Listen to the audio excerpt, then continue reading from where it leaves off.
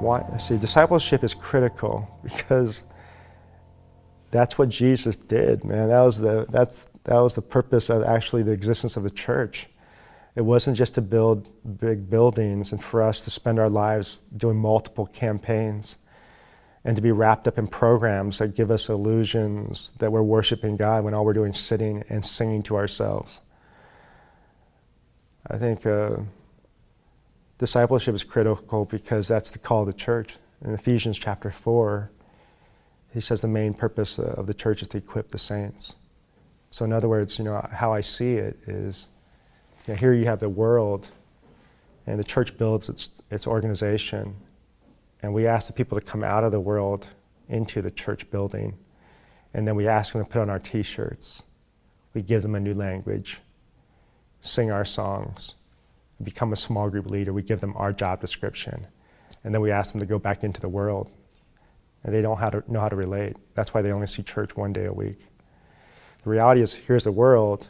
The church may be here, but God says you're supposed to go into the world, and you're supposed to equip them. So it's not so much about them fulfilling the church's destiny or the vision of the organization of the church, but it's the church actually helping the people find their destiny and then equipping them to make a difference in their world. It's a totally different mindset. But could you imagine if the resources that typically go to professional staff and buildings went into actually equipping the people?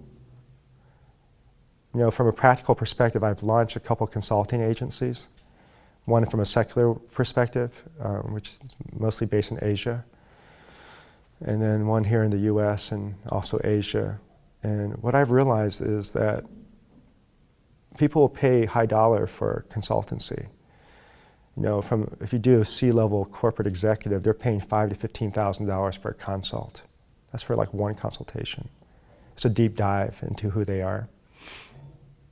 When we were doing this, I realized this is exactly what the church should be doing. They should take the time to listen to people. Instead of just vomiting their vision to them and their strategies, they should listen to their voice and what God's done in their life and help them define their destiny and then customize their development based upon their learning style, not just some academic approach. It needs to be much more creative, collaborative, and customized. So discipleship is critical. I see it as one of the main functions of how we're to be the church, especially when it comes to the leadership. We're to equip people. The other thing that's interesting about discipleship to me that the church needs to do is not so much about, again, classes, as it is life together. It's choosing to live with people. Because that's where the messiness of discipleship really takes root. And also it tends to grow. That's where the soil's tilled. It's in the daily life and routines of community. And community not defined as a small group, but community defined as a family. If you really see yourself as family, you're going to treat yourself very differently or treat others differently.